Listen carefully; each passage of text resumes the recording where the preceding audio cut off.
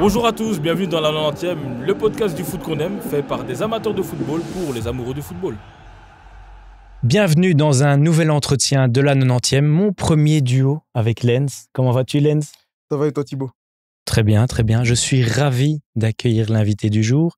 Il est capable de commenter avec le même enthousiasme un match de futsal et un match de Bundesliga. Il interviewe avec la même bienveillance un Achraf Takni qu'un Axel Witsel. J'ai le bonheur d'accueillir Pierre-Alexis Maton. Comment vas-tu? Très bien, les gars. Mais merci à vous pour votre invitation. On salue d'ailleurs Achraf Takni et Axel Witsel. C'est vrai. Nous regarder, bien évidemment. Dans cet ordre. Bien sûr. Merci, les gars, pour l'invitation. Ça me touche. Plaisir partagé. Et en tout cas, moi, j'avais vraiment hâte de faire ça. Comme je te disais en off, franchement, ça faisait des semaines, on préparait avec Thibaut et je disais, purée, c'est quand qu'on le fait. Et quand on nous a donné la date avec Taylor et qu'on a fixé, j'étais là, ok, maintenant, on est bon, c'est fait. J'en ai hâte. J'ai hâte. Donc, on est là aujourd'hui. Mais j'ai hâte aussi de répondre à toutes vos questions, les amis. Mais tant mieux, parce que, bon, moi, j'ai la chance de te connaître un peu, Pierre-Alexis. En intime. Ouh là là, on ne dira pas jusqu'à quel point. Je veux pas aller plus loin. On racontera pas les épisodes dans les vestiaires. Enfin bref, sous les douches. Oui, parce que les vestiaires, tu passes beaucoup de temps. Absolument. Mais d'ailleurs, pour les téléspectateurs qui ne te connaissent pas encore, qui es-tu, Pierre-Alexis? Qui je suis? Je suis, un saltimbanque du petit écran, du moins dans Futsal. On va pas se mentir. Si vous regardez l'émission Futsal, ça fait 8 ans que j'ai la chance de présenter cette émission qui sort un petit peu de l'ordinaire. C'est un petit ovni. Je ne sais pas si vous corroborez mes propos. Sinon, je suis également commentateur pour Eleven Sports. Et last but not least, comme disent nos amis outre-Manche, je collabore également pour le club de la RAL en National 1. Voilà. Donc la Louvière. La Louvière, absolument. Mais Pierre-Alexis, qu'est-ce qui t'a amené à toutes ces belles choses que tu fais actuellement? Parle-nous un peu de ta jeunesse. Parler de la jeunesse. Ma jeunesse dissolue. De comment tu es arrivé, ton lien avec le foot et tout ça. Mon lien avec le foot, c'est un lien qui est venu du côté paternel. Parce que mon père est déjà journaliste sportif, il l'est toujours. Bon, il a pris de l'âge, notre ami Michel, qu'on salue également, la Mich. Et, mais qui a été journaliste alors à l'époque au Rappel, donc c'est un journal qui n'existe plus. Ensuite, il a bifurqué vers la Nouvelle Gazette et il est toujours un petit peu en activité pour l'ADH. Et c'est lui qui m'a un petit peu inoculé, si j'ose dire, le virus du ballon rond. Il a couvert la Louvière, beaucoup. Il a couvert également Newcastle via Philippe Albert. C'est de là que vient ton amour pour le club? Absolument. Ce n'est pas parce que les Saoudiens ont racheté le club. Non. Je ne suis guère un footix, les amis, rassurez-vous. Et ensuite, pour parler du journalisme, mais je suis arrivé là par hasard. Je suis vraiment arrivé là par hasard parce que j'ai été diplômé en 2010 de l'ULB. Et via Pascal Chimet, avec qui je collaborais à l'époque dans l'émission Complètement Foot avec Stéphane Powell et David Oudray.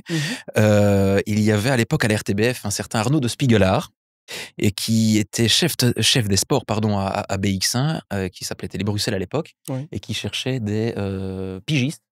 Et c'est comme ça que je suis arrivé vraiment par hasard dans le milieu du journalisme.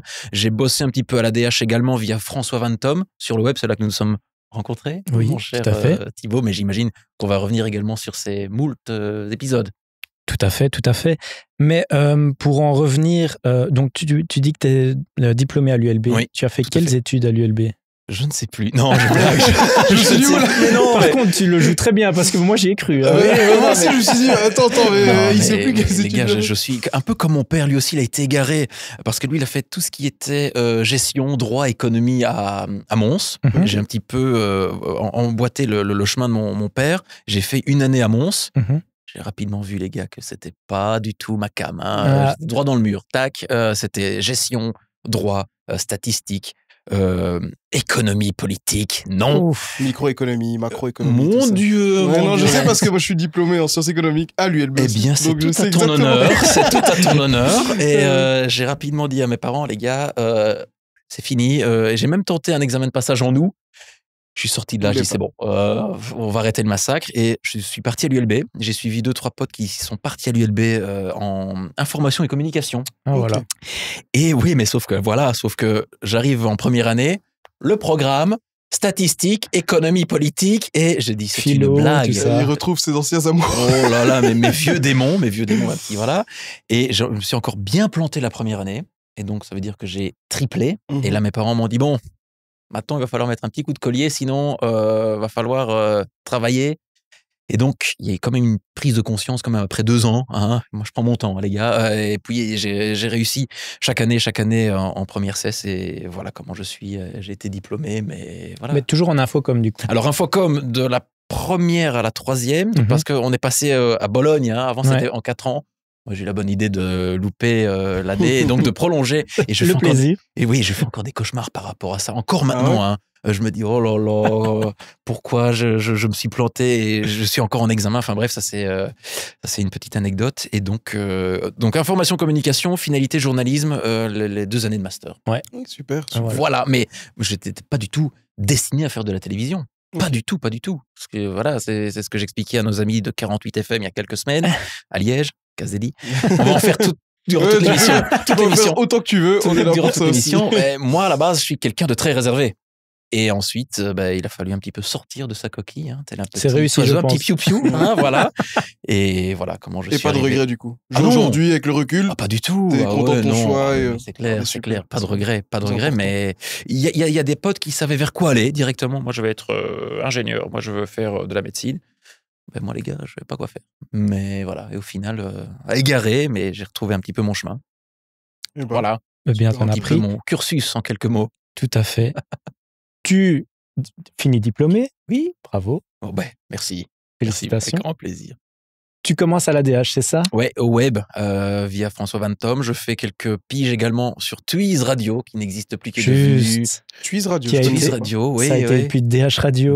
Puis maintenant LN Radio. LN Radio, voilà. Tu connais tout par cœur. Thibaut, je suis un peu les petits potins d'IPM. C'est beau, IPM, effectivement. Donc, sur le web, durant de 2010 à 2015, je pense, ou 2016. Pour revoir un petit peu les livres je pense que c'est les grimoires, mais je pense que c'est ça. Et c'est là où nous sommes rencontrés. Tout à fait. Oui. Et que vous avez eu vos premiers... Nos premiers émois. Voilà, nos premiers mots. Voilà.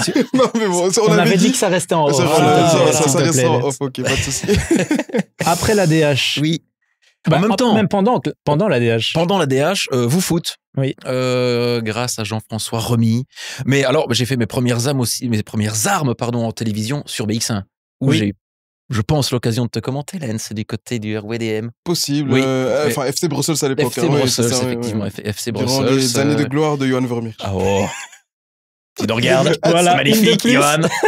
Sacré personnage, on va pas se mentir. Il va bien, tu as des nouvelles? Dernière nouvelle, les dernières que j'avais eues, c'était, je l'avais croisé une fois à Ternat. Tout à fait, c'est ce que j'allais dire, Ternat. Ses bureaux, oui. Je sais pas s'il est encore là, mais ça fait quand même 4-5 ans, donc je sais pas. Mais bon, déjà à mon époque, il avait déjà passé la soixantaine, donc là, j'ose espérer qu'il est retraité.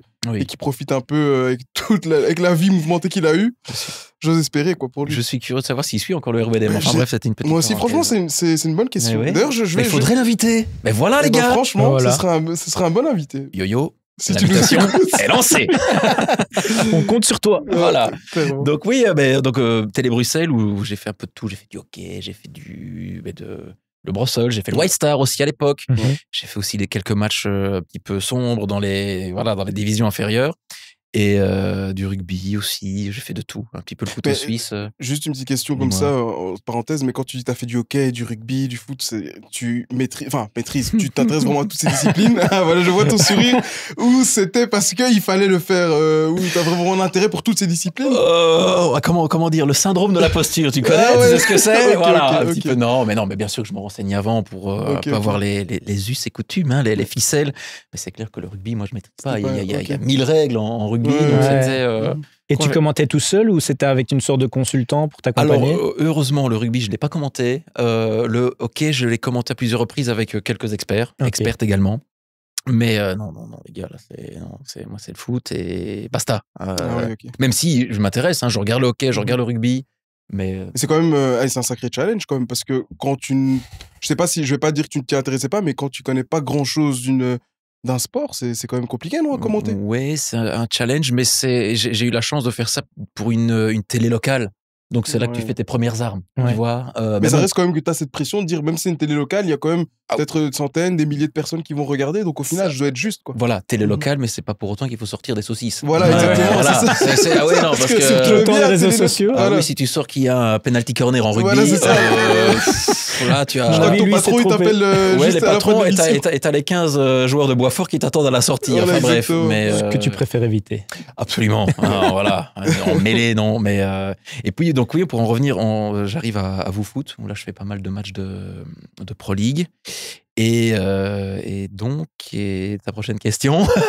Mais écoute, c'était en effet un peu retracer ta carrière, donc il y a WooFoot. Oui, bah quand même.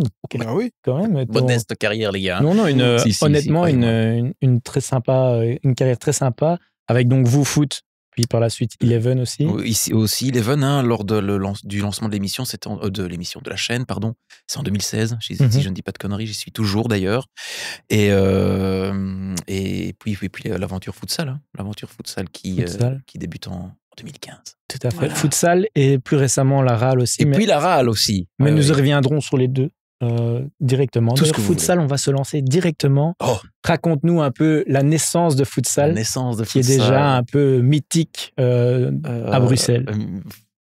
On est connu, voilà. Oui. On est connu, modestement connu par rapport à cette émission et grâce aussi par rapport à cette émission, pardon. C'est via Arnaud de Spiegelard, qui est à l'époque toujours chef des sports à BX1, qui nous dit, voilà, il y a des clubs de futsal qui sont un peu intéressants, il faudrait aller les voir. Et on s'est intéressé à Anessens, qui jouait un match de coupe, un 8e de finale de Coupe de Belgique face à l'époque une armada, c'était Warem. Et tu avais des joueurs, mais c'était... j'ai plus les noms en tête, là, mais non, c'est super. C'est une armada, j'ai plus les noms. Une armada. L'armada liégeoise, voilà. Avec l'entraîneur, c'était Geoffrey Alfonso. Ça, je m'en rappelle très bien. Et il débarque ici dans une petite salle, la salle Van der Putten. Je ne sais pas si vous voyez cette salle. C'est vous prolongez le canal. Et vous allez c'est entre le canal et la gare du Midi. Mais une salle où, les gars... l'espace entre la salle et le mur, il y a ça. Hein. Ah ouais. Si vous nous écoutez en podcast, il y a 45 cm. Hein, donc, et il y avait autour de la salle, mais 500, 600 personnes. Les images sont toujours disponibles sur YouTube si vous voulez aller revoir ça. On mettra le lien, je pense, parce que ça doit être intéressant à voir. C'est un truc de fou. Le résumé a fait 88 000 vues sur les réseaux sociaux. Pour un début en plus de 2015, c'est ça? Ouais, 2015. Ça donne envie de continuer. 2015-2014. Ah oui. Et on voit les chiffres, on se dit, les gars, il y a quelque chose à faire. Mais de un, parce que l'équipe d'Anessens élimine Warem. Dans cette équipe, il y avait des magiciens, il y avait Jamal Reski, il y avait toute la famille Reski, Mustapha Reski qui est toujours dans le staff du Bourasa actuel. Dans les buts, il y avait Mémé Bahadou, je me rappelle plus des joueurs de. Je t'avoue que tu nous cites des noms qui me sont inconnus, mais je vois sur ton visage en tout cas que ça devait être des sacrés. Incroyable, incroyable. Et ce match, je pense qu'Anessens, qui était totalement l'underdog de la compétition. Je pense qu'ils sont en division 2, Warem caracole en tête en division 1, si je ne dis pas de saucisses, et Warem est battu 8-2. Oh, ouais, je pense que c'est 8-2, il faut revoir encore, mais je vous dis, le match est toujours, vous tapez Anessens Warem sur YouTube, vous tombez là-dessus. Et là, on se dit, Arnaud me dit, il y aurait peut-être moyen de débloquer des budgets et de faire une émission par rapport au futsal. Et c'est comme ça qu'est né Futsal en 2015, première émission en septembre 2015. Voilà, les gars. Et depuis, 8 saisons. Voilà. 8 saisons. Et selon toi, qu'est-ce qui fait le succès de Futsal?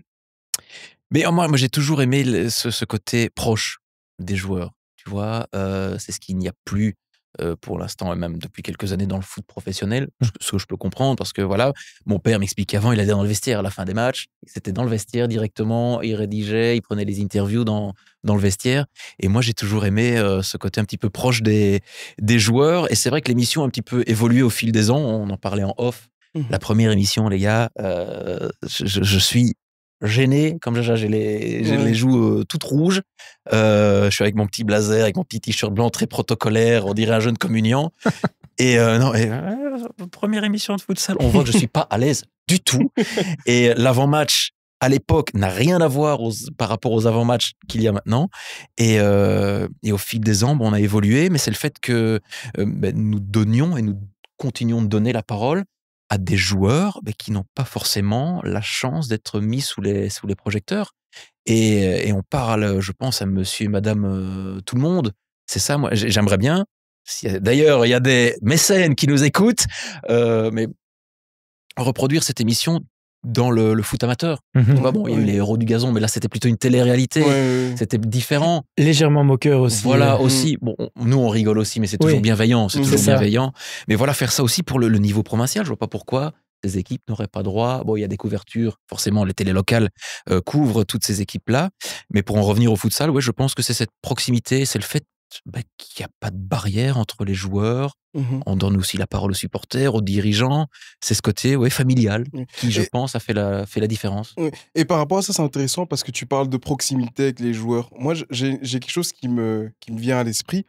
Comment est-ce que tu fais pour garder toujours cette distance? Parce qu'il y a cette proximité et je pense qu'en fait, tu fais l'unanimité auprès des gens. Moi, à chaque fois que j'entends parler de Pierre-Alexis Maton, on parle pas du journaliste, on parle du mec, enfin le gars qui est super sympa, qui est avenant, il y a cette proximité que tu donnes par rapport aux gens, mais surtout, comment tu fais pour garder la distance entre le journaliste et ce lien de proximité que tu crées avec les joueurs, en fait? Comment tu peux être neutre parce qu'en final, c'est ce qu'on te demande, d'être journaliste et de couvrir l'événement. Oui, tout à fait. Alors, par rapport à futsal, alors j'ai la casquette forcément journalistique, mais j'ai aussi un peu la casquette un peu animateur, tu vois. Donc, oui, alors, c'est vrai que quelquefois, on me fait des remarques, mais c'est minime. Hein. Quelquefois, tu vas un peu loin, mais encore une fois, c'est toujours bienveillant. Mais voilà, moi, je veux que ces joueurs soient mis en avant et j'essaye vraiment alors, prendre des pincettes, oui, mais on a rapidement vu au fil des ans, au fil des saisons, que les joueurs voulaient être mis en avant. Et alors, il y a le côté un peu ludique d'avant-match. Ensuite, il y a le résumé où c'est sérieux. Voilà, on essaie d'être sérieux. Je commente le match comme je commente un match de Bundesliga, de Liga ou de Serie A sur Est-ce Eleven. que tu arrives à mettre de la critique négative? Je dis bien sûr un joueur. Par exemple, est-ce que parfois, parce que c'est humain, moi par exemple, je vais pas te mentir, si je commente un joueur avec qui je suis très proche, il y a ce petit côté humain qui va me dire mais tu vois, s'il fait n'importe quoi, je vais peut-être le dire avec d'autres mots. Ou un autre que je connais pas, je vais dire mais c'est pas possible, il est pas bon aujourd'hui, qu'est-ce qu'il fait? Mais là, je me dis, non, je le connais, donc je vais un peu essayer de doser mes mots, un peu de trouver les termes un peu plus aimables à son encontre. Est-ce que tu ressens ça ou tu arrives toujours à garder la même ligne de conduite, la même neutralité, même avec les gens dont tu es très proche? Je dois, et en même temps, alors les joueurs, je suis proche, la plupart des joueurs, proches. Oui, on se comprend. On se comprend.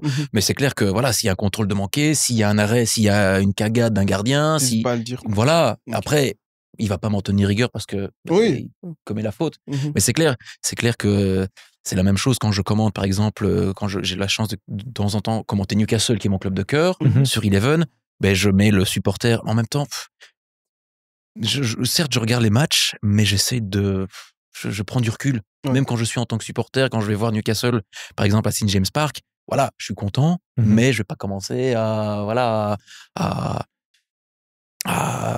sauter de joie. Si, comme mon père est là et est content, mais bon, bref, mais j'essaie d'être neutre en toutes circonstances. Voilà, objectif aussi, objectif.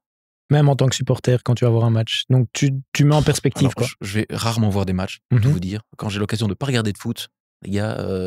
j'ose imaginer que t'es déjà assez occupé. Alors, j'ai déjà une pile de bouquins comme ça, parce que j'ai fâcheuse tendance à acheter des bouquins en veux-tu, en voilà. Pas de foot, pas du tout. Et je les collectionne et je suis là, je dis, bon, allez, maintenant, il faut lire un peu, parce que j'ai besoin de me cultiver un peu le cerveau-là, comme on dit. Mais quand j'essaie, je vais voir des matchs, mais voilà, j'ai tous mes potes, il faut le vivre. J'ai pas envie, quand je regarde un peu les Diables Rouges, j'ai du mal à m'emballer, en fait. Alors, quand je suis parti au Brésil pour la Coupe du Monde, si, parce que t'as le Brésil, t'es là-bas, T'avais été en tant que supporter au Brésil? Oui, tout à fait. Et j'avais fait 2-3 petites capsules pour BX1 à l'époque, sur la plage de Copacabana, effectivement. C'était les pieds dans le sable. Il y a pire comme capsule. Oui. Caipirinha à la main, c'était fabuleux. Là, oui, j'avais vécu un peu les matchs parce que j'étais encore jeune. Mais sinon, j'observe les matchs, mais sans sortir de mes gonds, si j'ose dire. Maintenant que tu couvres le futsal depuis près de 8 ans, si j'ai bien entendu, c'est ça. Quel est ton point de vue sur le sport? Parce que tu disais en effet au début que donc, pour BX1, tu faisais du hockey, du rugby. Quel était ton lien avec le futsal avant ce match face à Warem? Et puis comment ça a évolué? Il n'y a pas eu de lien. Avant le match face à Warem, il n'y avait pas de lien. J'avais peut-être été voir quelques matchs avec mon père à l'époque du côté de la Louvière, parce que je suis originaire de la Louvière. Mais à part ça, le futsal, je ne connaissais pas. Je connaissais rien du tout par rapport au futsal. ensuite, il a fallu s'imprégner un petit peu de la discipline, se renseigner un petit peu. Et c'est venu naturellement, en fait. C'est venu naturellement. Et puis, le fait de côtoyer les joueurs, à chaque fois, les équipes bruxelloises, forcément, comme on en parlait avant, tu tisses un lien avec ces joueurs et même avec des équipes qui ne sont pas forcément sous les caméras de BX1, mais ces équipes regardent l'émission. On me dit, il faut que tu viennes à Charleroi, il faut que tu viennes. Hier, donc on va être diffusé plus tard qu'hier, hein, forcément. On est le 19 mars. Donc, le 18 mars, c'était le match retour de coupe entre Futsal Team Charleroi et le RWDM Futsal. Et je reçois un message d'un joueur d'Other Game, Adri. Voilà, il est revenu. Adrien Etienne, s'il écoute. Et il me dit, t'es où? Je dis, Donc voilà, ils ont le réflexe automatique. Oui, t'es où? Je suis chez WAP. J'ai une vie. J'essaye. Hein. Ouais, je dis, malheureusement, je suis pas là parce que voilà, on n'a pas les budgets, forcément. Télé locale, on n'a pas tous les budgets. On n'a pas des budgets extensibles à souhait. Donc, bien sûr que j'aurais voulu couvrir l'équipe. Mais voilà. Le lien, je reçois un message sur Messenger. Adrien Etienne, t'es où? Je suis dans mon divan, frérot. Qu'est-ce que je te dise? Ouais, mais c'est vrai que ma place aurait dû être là. Attention, micro. C'est vrai que ma place aurait dû être là, mais ça veut dire que j'aurais dû sacrifier une émission de futsal et on aurait terminé la saison avant. Enfin bref, c'est un savant calcul qu'il faut avoir. Mais c'est clair que voilà, moi je reçois des messages toutes les semaines, avant de prendre l'antenne. Majid El Fari, que j'ai commenté la semaine dernière lors de... C'était quoi? C'était RWDM Futsal face à Gand, qui m'envoie une photo d'un joueur de Gand, qui est bruxellois d'ailleurs, qui s'appelle Jawad. Et voilà ce qu'il a gagné, parce que le Jawad a mis 2 buts contre son camp. Et voilà ce qu'il a gagné pour ses 2 buts contre son camp, un billet de 20. Voilà. Voilà, on sort du cadre télévisé BX1 et ils savent que je réponds directement mais c'est touchant, tous ces marques d'affection que je reçois. Donc on en revient après cette parenthèse, ces équipes de Charleroi, de Liège, de Mons, même des équipes flamandes, faut venir nous voir. Et oui, mais ouais. Vous avez une carte essence, les gars? Ça demande, c'est vrai, on se rend pas toujours compte. Ça demande un budget, ça demande du temps. C'est un budget, ça demande du temps aussi. Déjà, mes semaines sont déjà pas mal remplies, c'est parce que je veux bien aussi. Ouais. Parce que je suis drogué au boulot. Mais c'est clair, mais si je pouvais faire plus pour la discipline, je le ferais. Ouais. Encore une fois, si des mécènes nous écoutent, on est là, on est là, je suis là. Et je pense que tu donnes déjà un premier élément de réponse à la prochaine question, qui est de comment expliquer la différence de popularité entre le foot, ou en tout cas une telle différence de popularité pour un pour un sport qui au final partagent les mêmes bases entre le foot et le futsal. C'est ce que j'allais dire. Il y a énormément de footballeurs grand foot qui ont fait leurs armes au futsal. Ouais. Il y a des exemples, même ne serait-ce qu'en France, tu as des Wissam Ben Yedder, par exemple. On a parlé d'Ashraf Etakni qui est dedans. Tu as Walid Touil, tu as tous les joueurs de futsal NOH qui jouent pour Sporting Bruxelles d'ailleurs. Et pourquoi il y a moins de couverture? C'est déjà un sport de niche. Déjà, malheureusement. Et alors, on en parlait également en off ensemble, Thibaut et Lens. Il y avait cette émission qui s'appelait Le Tour des Salles, qui était sur la RTB avant. Alors après, je ne sais pas pourquoi elle s'est arrêtée. Mais c'est triste parce que il n'y a pas de temps mort dans cette discipline. Alors, est-ce qu'il y a déjà mauvaise presse au départ? Parce que voilà, on voit que c'est un petit peu une discipline où c'est dans les quartiers, etc. Mais voilà, tous ces joueurs ont droit et à une couverture médiatique. Et si les personnes qui nous écoutent, les auditeurs, les podcasteurs qui nous écoutent, n'ont jamais vu un match de futsal, j'en doute, mais il faut regarder parce que ça va à 100 à l'heure. Ça va à 100 à l'heure tout le temps. Tu as du spectacle, tu as des gestes techniques, tu as des buts. Je trouve ça dommageable que les grandes chaînes en Belgique, il y en a pas 40, s'intéressent pas plus au futsal. Parce que finalement, c'est vrai que quand on regarde en préparant l'émission, moi je t'avoue que je m'intéresse pas trop au mini-foot. Enfin, je connais pas grand-chose. C'est pas que je m'intéresse pas parce que j'ai beaucoup de gens que je connais qui jouent mini-foot. Mais finalement, qu'est-ce qui fait... Enfin, pourquoi est-ce que dans les pays comme le Portugal, je pense au Brésil, c'est l'Italie, la France. Regarde la France. Quelle est la différence? Parce que, ok, il y a ce qu'on dit, le budget qu'on met dessus. Mais au-delà de ça, est-ce qu'il y a une réelle structure? Qu'est-ce qui manque en Belgique selon toi? Est-ce que la fédération ne met pas assez... Parce que je pense pas que c'est que le moyen. Il y a peut-être aussi une manière aussi d'attirer l'attention des gens. Il y a une prise de conscience aussi que les Français ont eu. La fédération a injecté, je pense, une dizaine de millions d'euros pour permettre aux équipes de Division 1 françaises d'être déjà diffusées gratuitement tous les week-ends. Ça joue déjà. Ça fait déjà la différence. Imagine. Nous, notre émission, on est déjà bien content de proposer une émission de 17 minutes chaque samedi. C'est une émission hebdomadaire. D'autres chaînes locales proposent de temps en temps, mais on est les seuls en Belgique à proposer une émission digne de ce nom par rapport à une seule rencontre de futsal, ce qui est dommage. Incroyable. Parce qu'en Division 2, à l'Union belge, tu as Jet, tu as Bourasa, tu as Wemmel, tu as le RWDM Futsal, tu as Berchem et tu as le Fener Kuckelberg. Je pense que je n'oublie pas d'autres équipes bruxelloises. Vous imaginez 6 équipes bruxelloises et dans les divisions inférieures, donc les interprovinciales, donc l'équivalent des divisions 3, là aussi, il y a énormément d'équipes bruxelloises. Et pour en revenir à ta question, oui, je pense qu'il y a une prise de conscience. Il y a une prise de conscience en France, pour parler des pays limitrophes, qu'on n'a pas ici maintenant. Alors, il y a une prise de conscience. Il y a déjà une première étape qui a eu ici chez nous. C'est donc il faut savoir qu'il y a 2 fédérations aussi chez nous. Oui, c'est bien que tu viennes parce que justement, je voulais qu'on explique un peu plus la structure du futsal en Belgique. Mais même moi, j'y connais pas.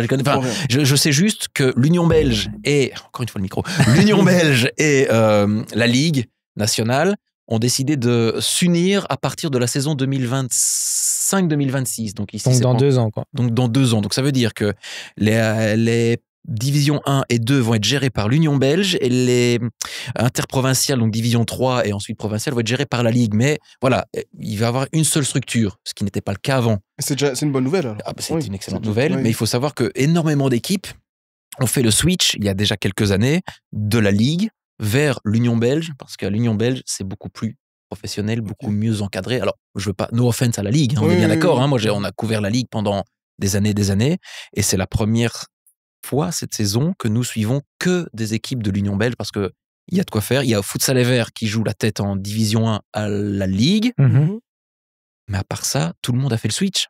Même à l'époque, tu as des équipes comme Ham, où il y avait énormément de Bruxellois, comme Hoboken, où il y avait, on en parlait d'Imad Amazou, Amin Kabir. Tu as des équipes comme, ne serait-ce que les exemples bruxellois.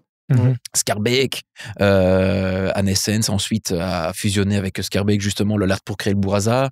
Odergame a fait le switch parce qu'ils ont compris, ces formations ont compris, ok, on ne jouera peut-être plus les premiers rôles durant une saison parce qu'ils étaient en division 1 ou division 2, mais c'est reculer, si j'ose dire, pour mieux sauter selon l'expression consacrée. Donc, elles vont évoluer en division interprovinciale ou division 3, mais que tu vois de Futsal NOH survole la division 3, Odergame est pas mal non plus. Donc voilà, ils se sont dit, quitte à franchir le pas, on va reculer d'un cran pour ensuite évoluer en division 2 où ce sera beaucoup mieux encadré. Et là, quand ces équipes vont arriver en division 2, il faudra proposer une équipe féminine et une équipe espoir aussi. Donc, ces équipes voient peut-être à long terme, mais c'est bien pour la discipline aussi, pour permettre aux jeunes, aux équipes féminines, parce que le sport féminin monte également en gamme. Voilà, et ça veut dire que ces équipes ont une vision à long terme, et c'est tout bénef pour la discipline qu'est le futsal. Et aussi, moi, j'élargirais même, enfin, si c'est tout bénef pour la discipline, c'est aussi tout bénef pour le grand foot, puisque en soi, sa petite sœur, le mini-foot, sa petite sœur ou son petit frère, selon. Du coup, tu disais toi-même l'exemple de Wissam Ben Yedder. Oui. Il y en a, on a des amis, Ashraf et Takni, Amazou, enfin bref, beaucoup qui ont débuté dans le mini-foot, puis finalement qui sont passés au grand foot ou qui ont fait les deux ensemble. Mais même à international, tu as Ronaldinho, Robinho, ils ont tous dit on a commencé sur les petits terrains. Donc, moi, ma question, c'est aujourd'hui, quand tu fais le contraste, donc passer, j'ai l'impression que quand on passe de mini-foot au grand foot, c'est plus facile qu'un joueur de grand foot au mini-foot. Ouais. Et toi, est-ce que tu as déjà eu cette réflexion? Et toi, comment tu expliquerais? Puisque tu connais un peu les deux, tu as commenté les deux. Est-ce que c'est tactique? Est-ce que c'est simplement parce que ça demande plus de réflexion, je crois, le mini-foot que le grand foot? Pourquoi est-ce qu'on observe ce phénomène-là? Qu'on arrive plus facilement à aller du petit vers le grand que du grand terrain vers le plus petit? Parce que je pense que déjà, il faut avoir le coffre. Il faut tenir 2 fois 20 minutes. Mais quand c'est à l'Union belge, c'est 20 minutes temps arrêté. Donc, c'est 20 minutes. C'est vrai que moi, quand je joue, et pourtant, j'ai une bonne condition. C'est vrai. Je ne sais pas comment ils font. Les mecs, c'est des machines. 20 minutes temps arrêté. Mais la première période, si vous avez 450 touches, ça dure 45 minutes à chaque fois. Hein, mais c'est à chaque fois le cas. Mais je pense que c'est, en grand foot, tu as déjà la dimension du terrain qui joue. Et comme tu l'as dit, il y a les facteurs tactiques. Ouais. Et il faut la prise d'information. Moi, je suis assez stupéfait par rapport à l'étroitesse des espaces, les petits ponts, les machins, la prise d'information. Tu dois avoir un coup, 2 coups d'avance. Je dis, les mecs, chapeau par rapport à ce que vous faites. Et quand tu vois aussi ce que font certains joueurs en Division 1, ne serait-ce qu'à Anderlecht. Bon, Anderlecht, c'est le step au-dessus. Donc, ils vont chercher des joueurs, des Brésiliens, des Italiens, c'est des Ils sont pros à Anderlecht. Ils sont pros. C'est la seule équipe en Belgique qui est pro. Je pense que oui. Ouais, je pense que c'est encore une fois la seule équipe qui est toujours pro. Qui en dit long aussi. Et ils ont racheté un club existant, c'est ça? C'était à Le Goïc.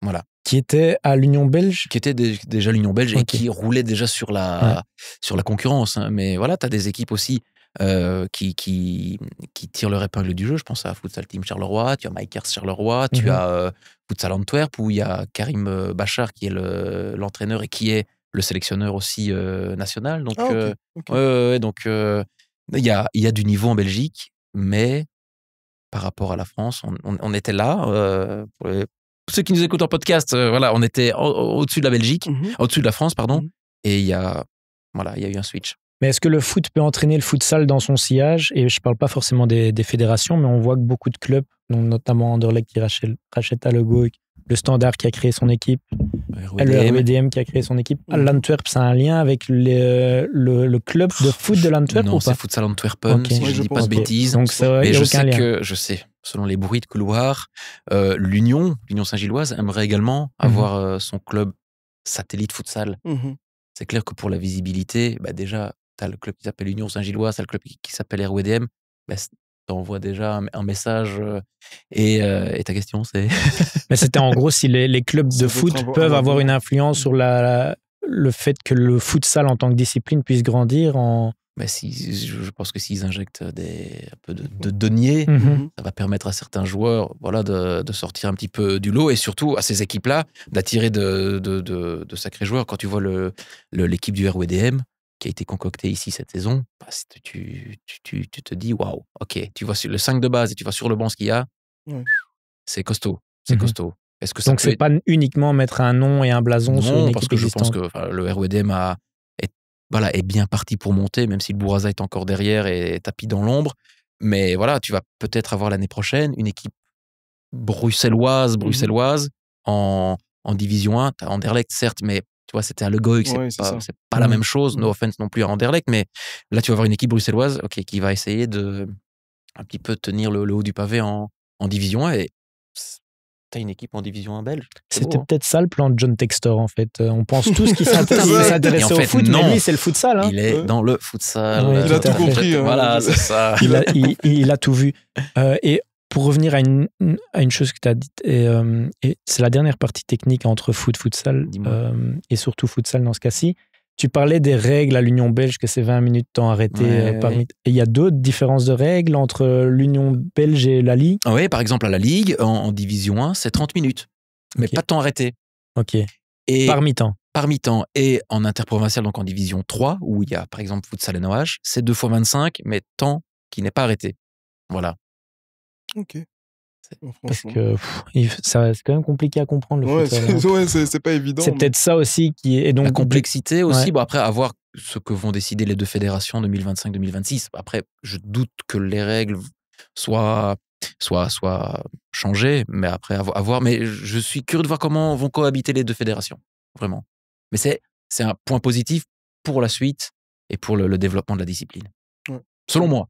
Après, juste dernière question sur ça, mais est-ce que tu les vois capables d'aller titiller des équipes comme Benfica ou je rêve peut-être un peu trop? Rappelle-toi qu'Anderlecht était dans le Final Four l'année dernière. Ouais, c'est pour ça que je dis ça. Donc, est-ce que tu vois, peut-être d'ici 5-10 ans, peut-être pas l'année prochaine, mais si ça se développe bien, tu penses qu'on est capable d'aller titiller les meilleures équipes européennes? Ça a été le cas, hein, avec Anderlecht qui a tenu tête au Barça et qui était dans le Final Four avec le travail admirable de Lucas Cragna, donc l'ancien sélectionneur et qui est désormais à la tête d'Anderlecht depuis quelques années. Il a d'ailleurs été élu meilleur entraîneur ici, J'ai pas envie de dire de bêtises. Je sens que tu me regardes, mais je ne saurais pas t'aider. Tu as vu ce petit regard de hérisson dans les phares d'une voiture.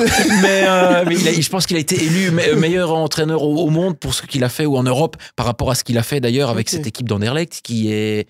ils ont été dans le Final Four de la Champions League, ce qui est quand même assez incroyable. Mais est-ce que justement dans le passé, ou quand j'étais plus jeune, on parlait beaucoup d'Action 21. Oui. Est-ce qu'eux n'ont pas gagné aussi une Coupe d'Europe? Avec comme gardien Lucas Cragna.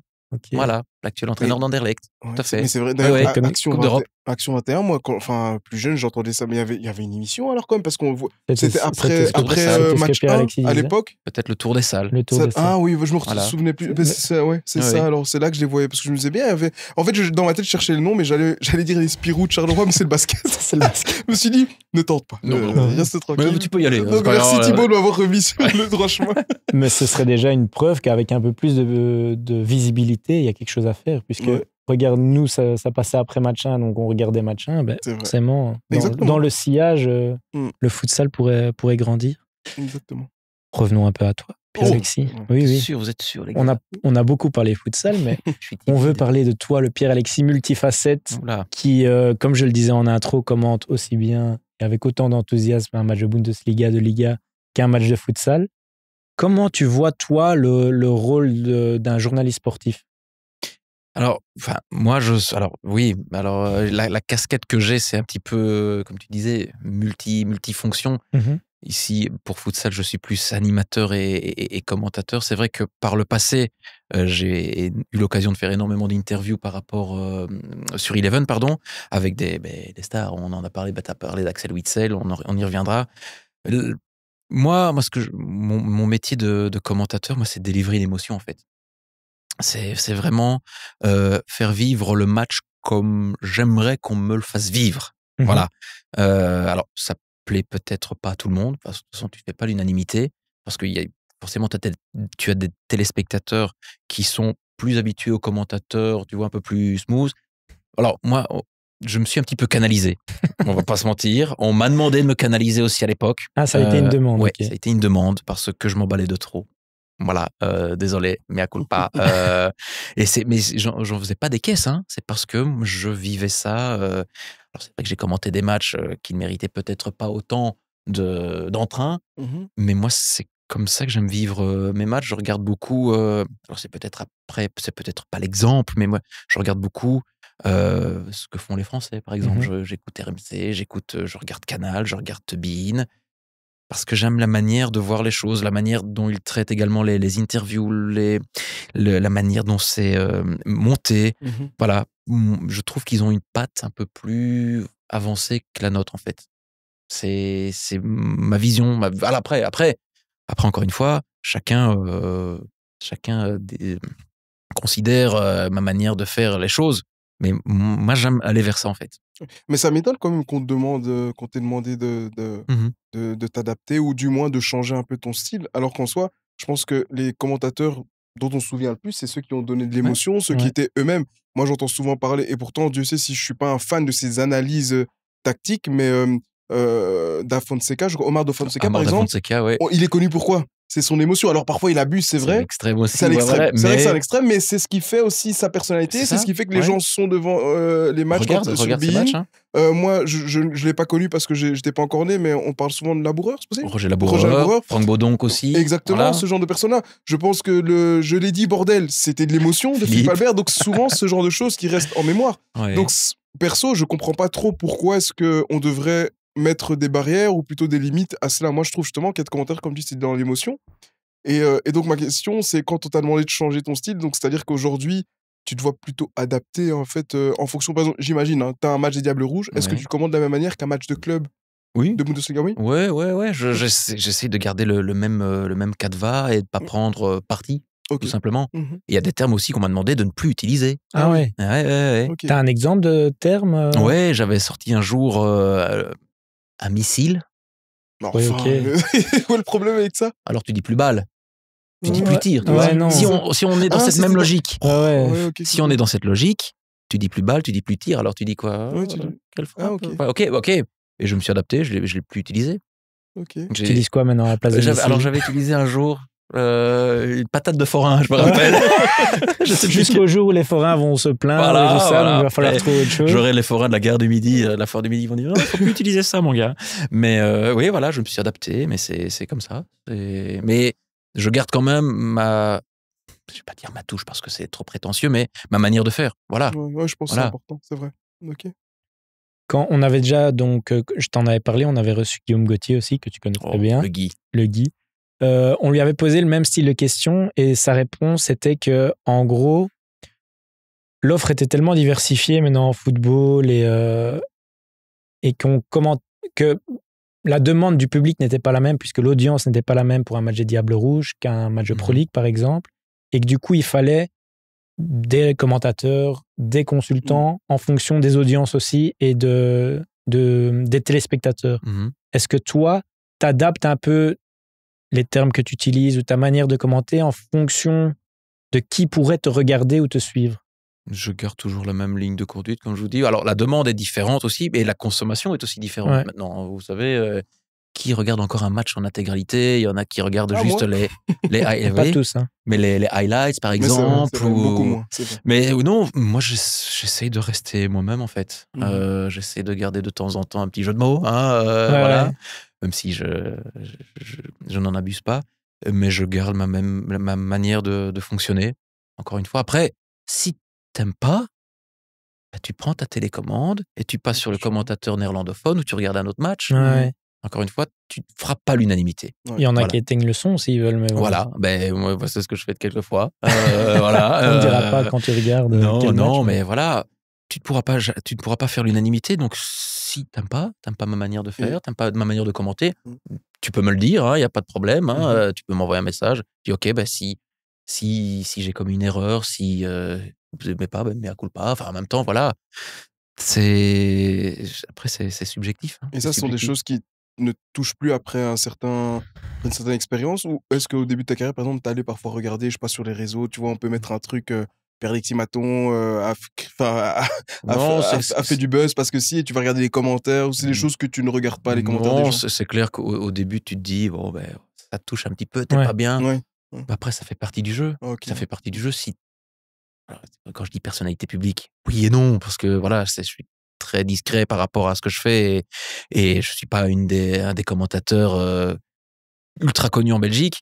Non, mais si il y a un commentaire, mais voilà, c'est comme ça. C'est comme ça, il faut... Oui, t'as bien raison. Faut que ça glisse, si j'ose dire. Tout à fait. Et c'est marrant parce que si j'étais directeur de chaîne, personnellement, ce qui n'est pas le cas, hein, mais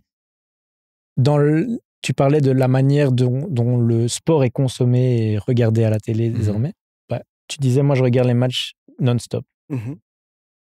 Est-ce que tu as ton téléphone en main quand tu regardes un match? Oui, ça c'est vrai. Donc finalement, je regarde pas non-stop. Donc voilà. Tu as fait raison. Et honnêtement, je pense que, moi, je parle pour moi, quand j'aurai mon téléphone à portée de main, je vais à tout moment le prendre, être déconcentré. Et je pense, dans ces cas-là, c'est plutôt un commentateur comme toi qui fait passer les émotions via sa voix plutôt que ce qu'on voit réellement, qui va garder les téléspectateurs concentrés. Moi, il y a des commentateurs où je peux très clairement m'endormir en regardant un match. Mais après aussi, tout dépend du spectacle proposé sur le terrain. Aussi. Parce que voilà, si c'est somnifèrement vôtre, les gars, après, on n'a pas trop de... C'est vrai que t'as pas de baguette magique. Tu vas pas non plus transformer un match ennuyant. C'est ça, c'est clair. On va pas non plus mentir par rapport au produit, mais ça me touche, le tib de ce que tu me dis. Mais voilà, mais j'essaie de tenir un petit peu en haleine le téléspectateur, encore une fois, avec ma manière de faire. Après, encore une fois, j'ai pas la solution miracle et j'ai pas le commentaire, tu vois, uniforme. Hein. Justement, comment tu fais quand le match est une vraie purge? J'enlève mon micro et je me casse. Non, imagine, tu mets une bande son préenregistrée, passe, goal. Non, alors, t'as des stats, hein, il faut un petit peu meubler, il faut meubler. Tu meubles. Ah, ok. Je pensais que vous mettiez le mot automatique. Nous avons des problèmes de connexion. Et ensuite, tu te barres, tu laisses le match tourner. Tu meubles. Ou alors tu dis, en attendant qu'il se passe quelque chose, je vous rappelle le programme à suivre sur nos antennes. Vous retrouverez Mathieu Istas au commentaire de... Voilà. Ok. T'as des trucs, t'as des tips, tu vois, des petites ficelles, mais si vraiment il se passe rien, tu te dis, voilà, chers amis, il se passe pas grand chose, hein, on va essayer de meubler, mais il faut meubler, t'as pas le choix. Ouais. Je pense que le téléspectateur le voit tout comme toi. Oui, donc, oui, je pense. Ou alors il zappe, le téléspectateur, il dit bon, on se fait yesh. Allez, Ciao. Eleven Sports 2, il y a. Il est bien gentil, Pierre-Alexis, C'est mais bon, ça. allez, ciao. Mais comment se passe une journée type quand tu commentes un match? Et je suppose qu'il y a une différence entre quand tu commentes en cabine et quand tu commentes en live. tout à fait, Donc là, tout à fait. honnêtement, explique-nous parce que moi, c'est quelque chose qui m'intéresse beaucoup. Bah alors en cabine, c'est déjà beaucoup plus facile, on va pas se mentir. Hein, tu dois pas aller sur place, même si jamais aller sur place. Hein.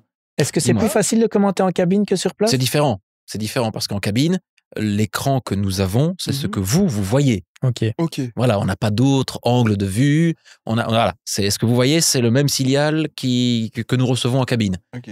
Donc là, on commente en cabine du côté d'Eleven, donc qui se situe tout près de Reyers. Bah, une journée type, c'est ce que j'expliquais aussi à 48 FM la semaine dernière, c'est 4, 5, 6 heures de préparation, histoire... bon, alors, sauf si tu fais la même équipe 2 semaines durant, mais tu dois suivre l'actu.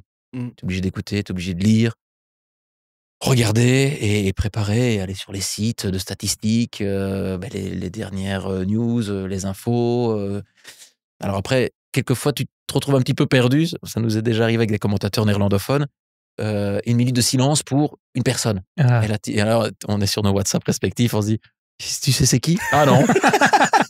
Et là, t'as l'air bien con et tu dis... Tu respectes la minute. On va On respecter. respecte 5 minutes et respecter. Le coup d'envoi est imminent, les amis, avec le coup d'envoi qui va être donné par monsieur Hernandez. Et là, tu te dis, bon, ok, mais t'as pas l'info. Ouais. Oui. T'as pas l'info. Et là, tu te dis, bon, j'espère que les téléspectateurs ne vont pas nous en tenir rigueur. Tu Ouais. vois. Donc, c'est la journée type. Alors, quand tu vas sur place, pour un match belge, par exemple, je fais beaucoup de Challenger Pro League, tu dois être là 2 heures à l'avance. Ok. Donc là, tu as rendez-vous avec le floor manager qui, lui, s'occupe de tout ce qui est lien entre réalisateur, commentateur et ce qui se passe sur le terrain. Mhm. Donc, c'est lui qui dit au réalisateur, le numéro 9 sort à la place du numéro 10. Il n'a pas cette voix-là, hein, vous inquiétez pas. Mais, t'as le réalisateur qui nous dit, ben voilà, Tartampion est remplacé par Bidule. Mhm. Et ça, on peut l'annoncer avant. Il nous annonce combien de temps additionnel il y aura. Et donc, pourquoi 2 heures avant? On discute un petit peu avec le commentateur néerlandophone parce que tu as des interviews d'avant-match Mhm. et tu prends l'antenne 15 minutes avant le match. Ok. Donc, tu as tous les tableaux, les résultats, les classements. Ensuite, tu passes à la première équipe. Petite introduction par rapport à l'équipe. On lance la première interview que tu auras réalisée au préalable, néerlandophone, francophone ou anglophone, Mhm. ça dépend. Tu passes à la seconde équipe. Donc, première équipe, interview, on va y arriver. Key player, qui il faudra avoir à l'œil. Mhm. Celui-là parce qu'il a marqué le week-end dernier, celui-là parce que c'est le meilleur donneur d'actifs de la compétition. Deuxième équipe, même canevas. Petite page de pub. Et on revient sur antenne quand les 2 équipes montent. Ça, c'est tel match. Tu reviens à la fin du match. Highlights, les tableaux, t'as la pause. Et la même chose pour la seconde période. Et à la fin du match, tu vas faire les interviews et voilà. Et puis tu rentres chez toi. Oui, à la fin, t'as un décrassage aussi, vu l'intensité du Ouais, mais Ouais, c'est ça a l'air c'est quand du même, sport. ouais, c'est quand même, sport. hein, Je ouais. pense qu'on se rend pas Au niveau compte de parce concentration. Non, que j'avoue, et- je me disais 2 heures tranquille et puis non, mais quand sauf si tu vas au l'expliques- stand. Oui. Moi, j'ai fait Virton l'année dernière. Je fais aussi pas mal d'Ains au stand. Ça me dérange pas. Moi, j'aime bien. Je prends ma voiture et en avant Guingamp. Mais ouais, c'est clair, il faut partir avant. Donc, t'as la préparation avant, t'as la route. Mais voilà, c'est super gai à faire. C'est super gai. Et t'as toujours cette adrénaline, même 4, 5, 6, 7, 8 ans après. T'as cette adrénaline quand t'as le réalisateur qui te dit antenne dans 10 secondes. Ouais. Et t'as le générique Pro League. Et puis il te dit, et puis voilà, c'est à vous. Et boum, t'es parti. T'es sans filet. Voilà. Ah, ça, Non, c'est c'est pas top. mal quand même. Et Ouais. t'as fait aussi, j'imagine, t'as déjà fait des lives à l'étranger? J'ai eu l'occasion d'en faire un à l'époque. Non, 2, plusieurs. Non, j'en ai fait 2, je pense. T'as pas été bord terrain à l'Atlético? Si hein, aussi, oui, mais ça c'était pour faire des interviews Ouais. aussi par rapport.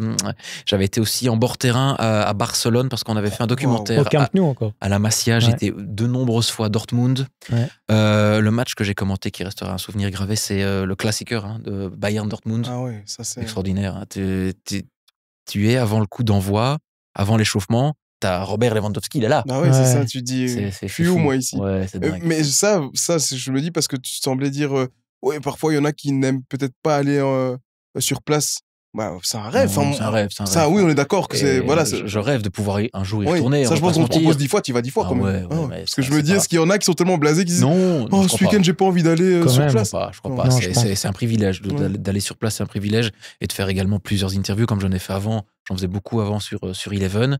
C'est génial. Ouais, c'est incroyable. En plus, j'imagine que tout est structuré, pris en charge. Je veux dire, c'est un autre le level, déplacement, l'avion, tout ouais, ça. Ouais, voilà, ouais, c'est ça, tout est organisé. Et c'est terrible, quoi. tu arrives là sur place, t'as l'hôtel. Enfin, voilà, franchement, c'était pas forcément un rêve, mais quand t'es sur place, tu dis waouh, t'es quand même privilégié. Tu te rends compte, quoi. Mais voilà, c'est pas parce que j'ai fait ça que je vais dénigrer, par exemple, le futsal. Ouais. Tu vois, on en revient peut-être dans ton questionnaire qui a été préparé de manière studieuse, mais voilà, moi je fais pas de différence, tu vois, pas de différence.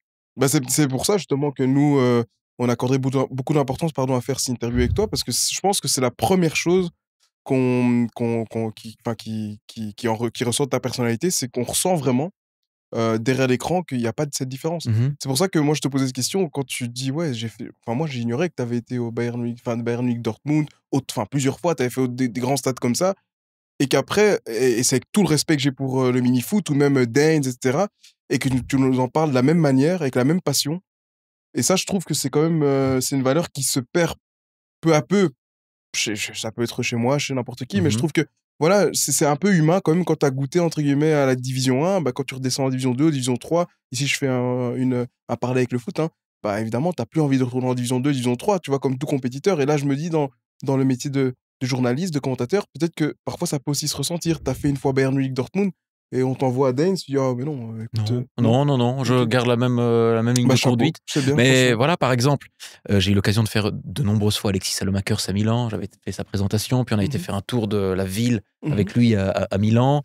Voilà, on se connaît un petit peu. Et c'est grâce à lui qu'il a dit à Olivier Giroud, ben voilà, on va faire une interview à deux. Et Giroud m'a dit, c'est parce qu'Alexis t'apprécie et qu'il aime bien ton travail que j'ai accepté, sinon j'aurais pas accepté de faire l'interview. Donc ça veut dire qu'Alexis a aimé ma manière de faire, et c'est grâce à ça et grâce à lui et grâce aussi à Eleven, bien évidemment, qu'on a réussi à faire Olivier Giroud. Mais on a été les seuls en Belgique à faire Olivier Giroud et Alexis Salomakers. Ouais, parce qu'à ce niveau-là, ça doit être quand même très très compliqué d'obtenir des interviews de ces gens-là. Je crois qu'ils en ont 20 ou 30 qui leur demandent par jour. C'est impossible. Quand Axel Witsel est arrivé à Dortmund, on m'a envoyé, c'était mon premier jour en tant que j'étais sous contrat sur Eleven, et on apprend qu'Axel va en Suisse, rejoint le Borussia Dortmund qui est en Suisse. Et on dit, bah tu pars. Les gars, c'est mon premier jour, hein. Non, c'est bon, t'es parti. Passe à Bruxelles, tu fais ta petite trousse de toilette, ton petit frichti en avant, et t'es parti. Et donc, avec mon collègue Maxime Dôme, on est parti, tac. On a pris la route, on s'est arrêté, je pense, quelque part. Et puis, on est arrivé le lendemain. Non, on a fait la route d'une traite jusqu'à Bad Ragaz. C'était au Liechtenstein, je pense. Ah oui. Enfin, bref. Et c'est comme ça aussi que j'ai appris à connaître Axel Witsel, qui, à chaque fois qu'on se voit, on se congratule. J'ai eu la chance de faire Axel une fois, 2 fois, 3 fois, même avec Mario Inorato aussi. Puis Axel, Torgan, quand Torgan est arrivé. Et puis on a fait Axel, Torgan et Thomas Meunier. Ah ouais, donc on a eu les 3. Chapeau, quoi. Durant le Covid, avec Erling Haaland qui passe derrière avant qu'il ne soit le Erling Haaland qu'on connaît maintenant, mais qui venait d'arriver. Non, voilà, avec Axel, on a loué des liens. Voilà, ça n'a pas de prix, C'est pour ça que j'ai souvent été faire Dortmund. J'ai été le faire l'année dernière au Media Day de l'Atlético de Madrid. Il me voit, il est en interview avec un journal portugais, il me fait « T'es là, toi ?» Je dis « Bah, je suis là. » Mais c'est super, super sympa de le croiser, même si on se voit peut-être une fois par an. Avec Yannick Carrasco aussi, avec Alexis Salomakers aussi. C'est des mecs qui sont... Alors, on peut dire, d'un premier abord, tu te dis ils sont pas du tout. Quand tu commences un peu à les connaître. C'est des crèmes. Voilà, mais c'est un peu ce qu'on dit souvent dans ce milieu-là, mais après, il faut aussi comprendre. Moi, je dis toujours, c'est vrai qu'on peut, de prime abord, croire qu'ils sont hautains, mais il faut aussi comprendre que par jour, il doit y avoir 20, 30, 40, 50 demandes. Ils doivent si tu te protèges pas par rapport à ça, et tu deviens vite aussi parano, parce que tu te dis, en fait, bon, ok, je veux bien, je vais lui accorder une interview, mais qu'est-ce qu'il va aller raconter sur moi? Qu'est-ce qui peut se passer? Donc, on peut les comprendre. Les comprendre. Donc, je comprends tout à fait. On peut les comprendre, mais c'est grâce à ça qu'on a pu avoir leur confiance. Exactement. Voilà. Et grâce à ces interviews, mais avec Thomas, on s'envoie quelquefois des mails parce qu'on est toujours en contact. Voilà, ils ont apprécié, semble-t-il, ma manière de travailler. C'est grâce à ça qu'on a eu un peu leur confiance. Voilà. Et qui sait, ce que tu fais pour futsal a aussi un impact, puisque je suppose qu'à un moment, ils regardent un peu ce que tu fais aussi sur les réseaux sociaux. Peut-être, je sais pas. Voilà, c'est pas important. Tu vois, c'est pas important pour moi, mais Mais je pense que la personnalité du journaliste joue beaucoup plus que... Moi, j'ai jamais changé mon fusil d'épaule. J'ai dit c'est travail, c'est humilité. Voilà. Jamais me prendre pour un autre. Jamais avoir le boulard. C'est pas ma manière de voir les choses. C'est bien, parce que je pense qu'on est plus ou moins alignés sur cette vision des choses. Je pense que nous aussi, on essaye. Après, nous, on est au niveau vraiment, on est amateurs dans tout ça. Calme-toi. Ouais, c'est ça. Non, dans le sens que ce que je veux dire par là, c'est que nous, on est amateurs et ça reste une passion, un hobby, mais on cache pas qu'on essaierait d'avoir de plus en plus de gens qui viennent ici sur notre plateau, mais c'est avec cette vision-là, pas qu'on est meilleur que d'autres, mais simplement qu'ici, ils peuvent venir en confiance et qu'on est toujours dans la bonne humeur et qu'on essaie de respecter tout le monde. Et je pense que ça cadre bien avec ce qu'il dit. Moi, je vois pas pourquoi je devrais me la péter. Je sauve pas les vies. Hein. J'opère pas à cœur ouvert. Tu pourrais quand même. Oui, mais non. Mais moi, c'est pas. J'ai pas été élevé comme ça. Je commande du foot. Ok. Je te dis, si j'opérais à cœur ouvert, je serais venu avec des lunettes de soleil. Ok. si je sauvais des vies, ok. Si j'allais sur la Lune, SpaceX, y a pas de problème. Mais là, pourquoi? Moi, c'est pas ma. Voilà. D'autres ont peut-être une autre vision, mais moi, je ne fonctionne pas comme ça. Pas du tout. Ok. D'autres joueurs qui ont eu le plaisir de te connaître de mieux en mieux cette saison, ce sont les joueurs de la RAL. Oui, puisque donc tu es créateur de contenu pour la RAL. Comment définir ton rôle à la RAL? C'est saltimbanque. Mais non, mais créateur de contenu. Je trouve ces termes pompeux, les gars. Je suis créateur de contenu. C'est le terme à la mode. Hein. Ouais, moi j'ai du mal. Hein. Moi, ces termes-là, c'est pas que je suis vieux jeu ou que je suis old school, mais oui, je suis arrivé à la RAL. Pourquoi? Enfin, je suis déjà louviérois à la base. J'ai suivi le club quand j'étais tout petit, quand Marc Grosjean était l'entraîneur. Donc mon père a suivi énormément le club et je le suivais. Voilà, je sortais, pour vous dire, hein, je sortais de l'Athénée provinciale où je faisais mes secondaires. Je parcourais les 150 ou 200 mètres qui séparaient l'Athénée du Tivoli et j'allais faire mes devoirs là-bas, au stade. Donc ça, c'était avant les protos, des Mwingi et de ça? Ouais, mais même un petit peu avant. Donc avant la montée en division 1. Ah, donc oui, c'était l'année 97, 98, 99. Okay. Et là, je partais avec eux en car, j'allais en stage. Ah oui, ok. Estival avec eux. J'ai des souvenirs avec Manassi Ishiakou, avec des Fred Tillman, avec les joueurs à l'époque, Yves Bullings, Rudy Moury, Dimitri Delière, qui d'autres c'était Vincent Jonaitis, c'est des Fabien Delbecq, c'est les artisans de la montée avec Marc Grosjean donc à l'époque.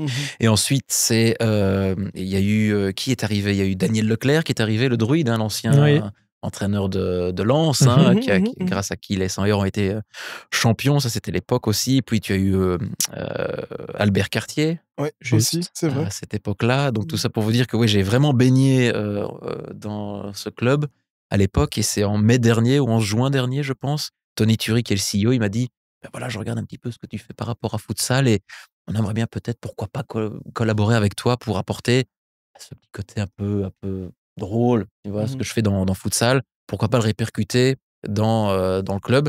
Et c'est vrai que j'ai tout de suite été adopté par le staff. Je connaissais déjà un petit peu Fred Taquin, mais les joueurs, pas du tout. Ils ont vu débarquer l'autre. Là, ils me suivaient clairement dans futsal. Tout le monde, Mo Soumaré, enfin bref, on passe nouvelle dédicace. Et puis, mais voilà, on a noué des liens et je fais les vidéos, je fais leurs interviews, je fais un peu, voilà, je te dis, le saltimbanque, hein, des vidéos, on découvre un petit peu leur playlist Spotify.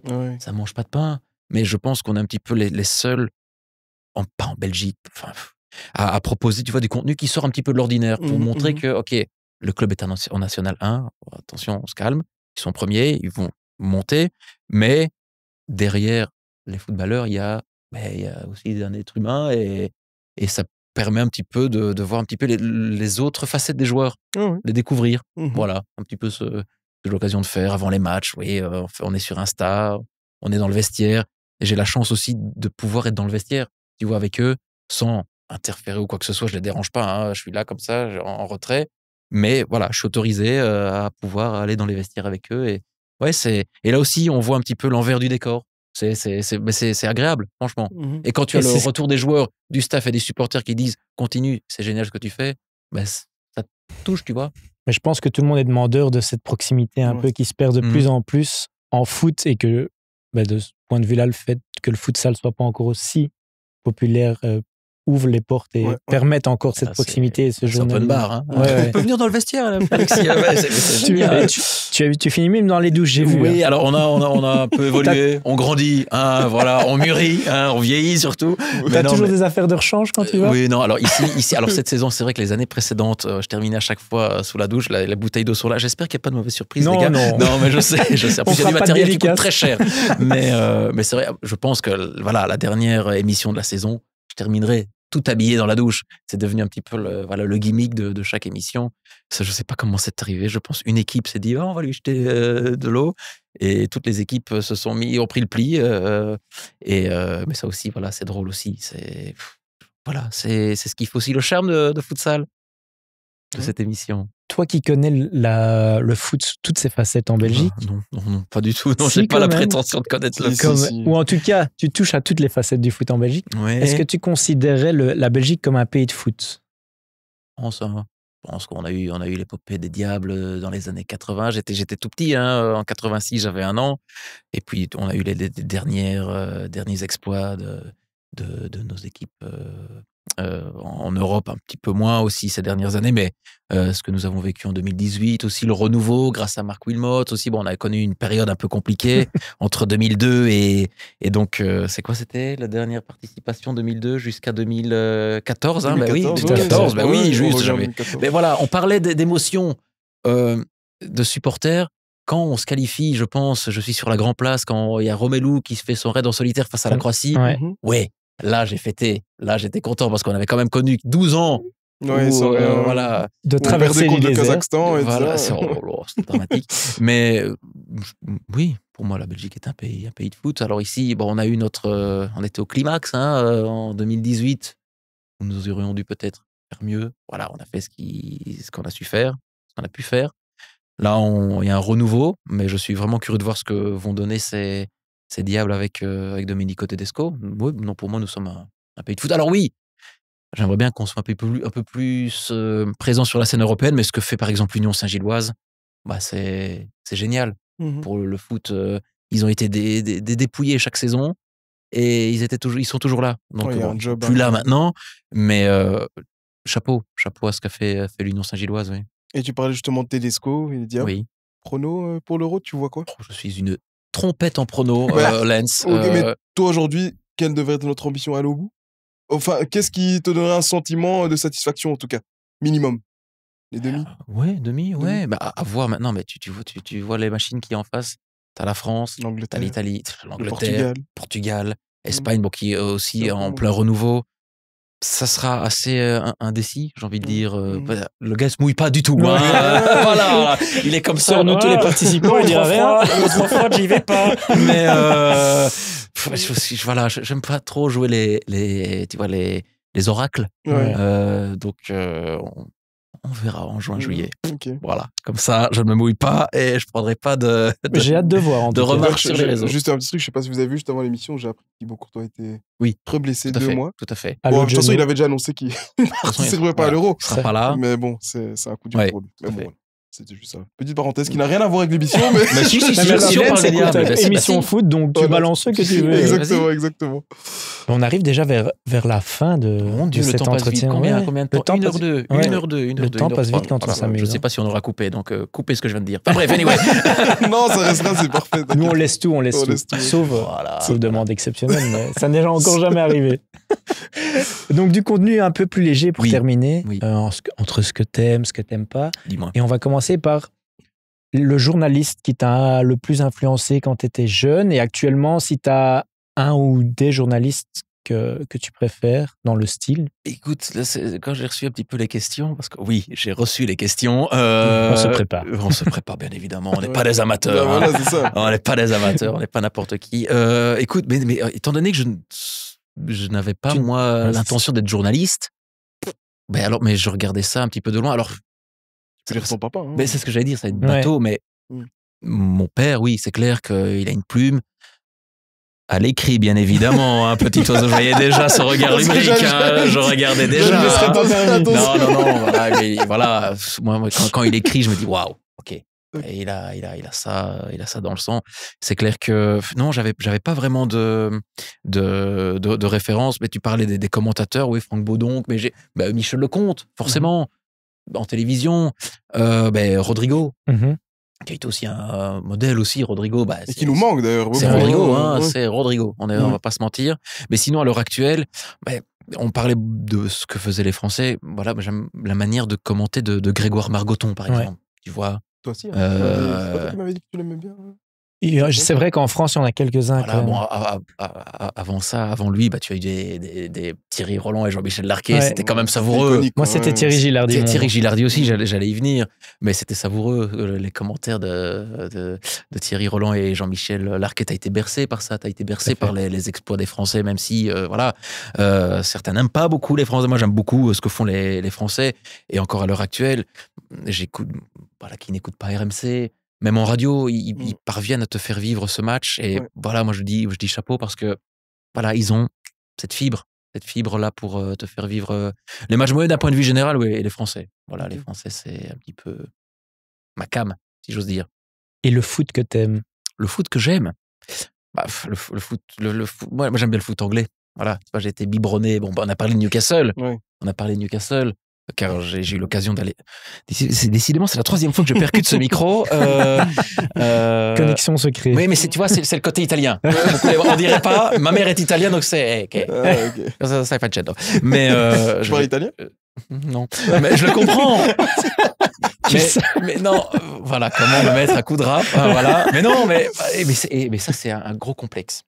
Tous les dimanches, quand j'allais chez ma grand-mère italienne, c'était à l'italienne, hein, c'était le cliché total, ça gueulait dans tous les sens, c'était la pasta, c'était la raille à fond les ballons, ça parlait italien, je comprenais tout, mais impossible de sortir un mot. Si ça veut pas, ça veut pas. Enfin bref. Anyway, comme on dit en Angleterre, le football anglais, moi j'aime beaucoup. Comme j'expliquais, Newcastle, j'ai été de nombreuses fois, de nombreuses reprises à Newcastle parce que mon père a été le premier journaliste belge à l'époque à écrire un article sur Philippe Albert. Quand la Coupe du Monde 94 se termine, Philippe est transféré à Newcastle et mon père est envoyé par la Nouvelle Gazette à l'époque. Et là, c'est étonnant, là il y a eu aussi un lien qui s'est tissé entre eux, à telle enseigne que mon père allait quasiment toutes les semaines ou toutes les 2 semaines, soit à Londres, soit à Newcastle, ou soit en Angleterre pour suivre Philippe. Ils sont devenus très très potes. Il m'a amené dans ses bagages, mon père, et il est arrivé à plusieurs reprises de passer mes semaines, les 2 semaines de vacances de Pâques chez Philippe. Ah Bouillon. Non, à Newcastle. À Newcastle, chez je lui. pensais encore récemment. Ah, à l'époque déjà. À l'époque, ah oui, non, ici je vais pas l'emmerder. Il y a une vie de famille quand même. Philippe, il a passé mes vacances. Je suis encore là. Pour rappeler le bon vieux temps.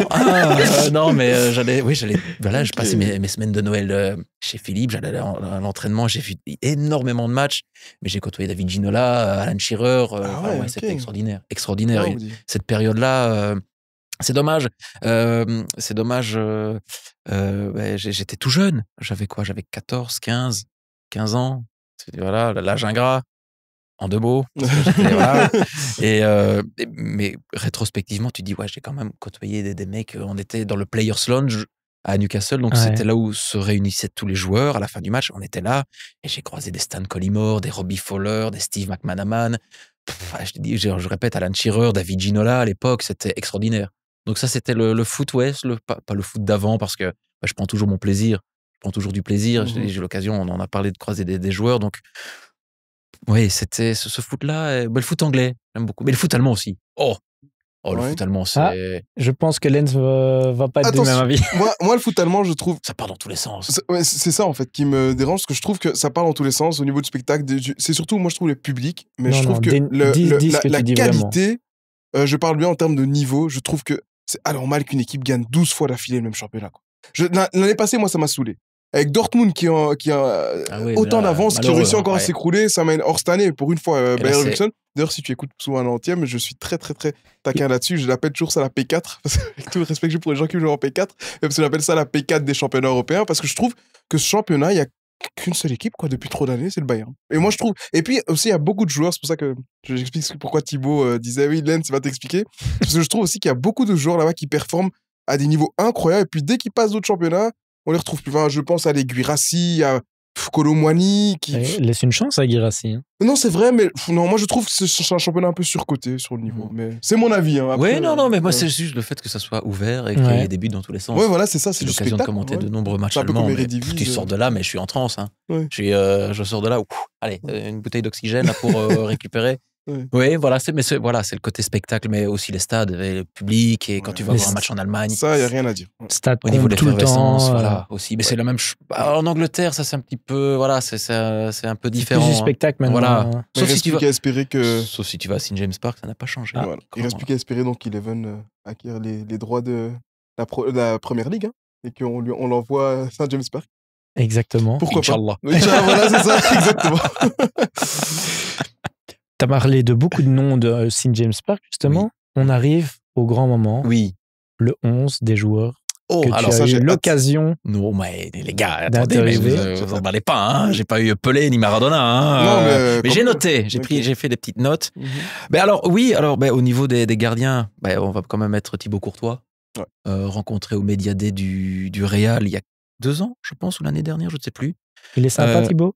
Très cool, franchement. Un autre joueur très sympa en tant que back droit, c'est Thomas Meunier. On en a parlé.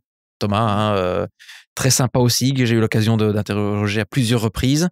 Alors, au niveau de la paire centrale, après, tout dépend, vous voulez jouer en quoi? En 3-5-2, c'est ton 11, en 3-4-3, tu peux décider.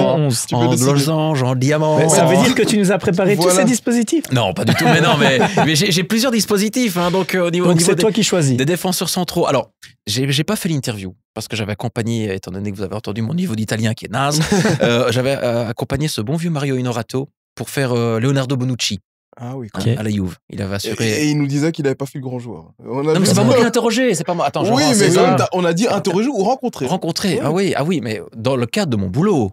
Oui. Parce que dans le cadre des joyeusetés, j'ai rencontré David Beckham, par exemple, mais j'ai pas eu l'occasion de. Voilà. Et quoi donc, mais là, je suis intéressé. Mais on y revient. Et j'ai une photo à l'appui. C'est bien parce que c'est vous, je veux bien vous la montrer. Vous allez voir la tête. Sinon, autre défenseur central, Stéphane Savic. Ça va. Plutôt pas mal. Voilà. Benjamin Pavard. Qui peut jouer, il peut faire la maille, voilà, j'ai interrogé. Simakan, oui, de Leipzig, oui. Et en tant que back gauche, je vous l'ai mis back gauche parce qu'il joue quelquefois back gauche. J'ai répété souvent back gauche. Eduardo Camavinga. Ouais, mais tu peux le mettre là actuellement. Très très modeste, hein. C'est une équipe qui a fière allure, hein. Oui, attention, mais non, on arrive au milieu du jeu. Ah ok. Mon petit chat, on arrive au milieu du jeu. On a Frenkie de Jong. Ouais, pas dégueulasse. À ses côtés, on pourrait mettre Rakitic. Ouais, pas mal. Il y a également Axel Witsel.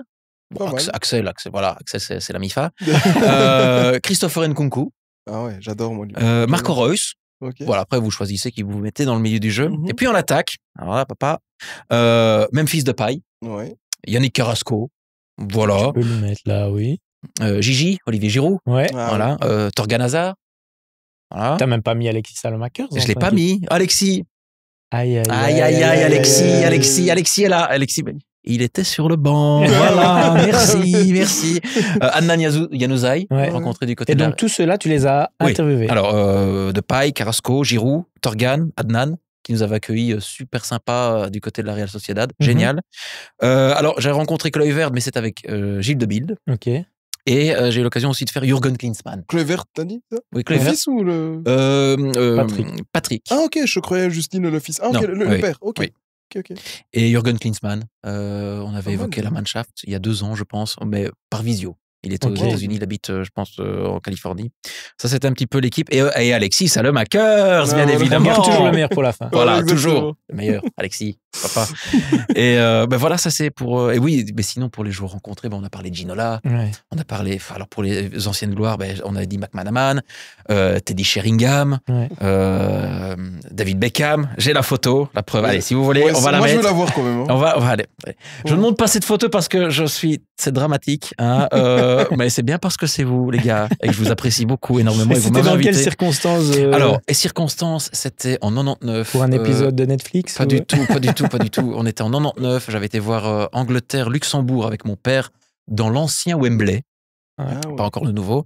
Et il y avait donc... On avait une entrée pour aller voir un petit peu boire un verre, mais il y avait ce qui s'appelait à l'époque la mezzanine, où tous les joueurs étaient présents. Et forcément, moi j'avais quoi? J'avais en 99, j'allais avoir 14 ans, mon Dieu. Et je voulais rencontrer les joueurs, sauf qu'on n'avait pas le bon bracelet.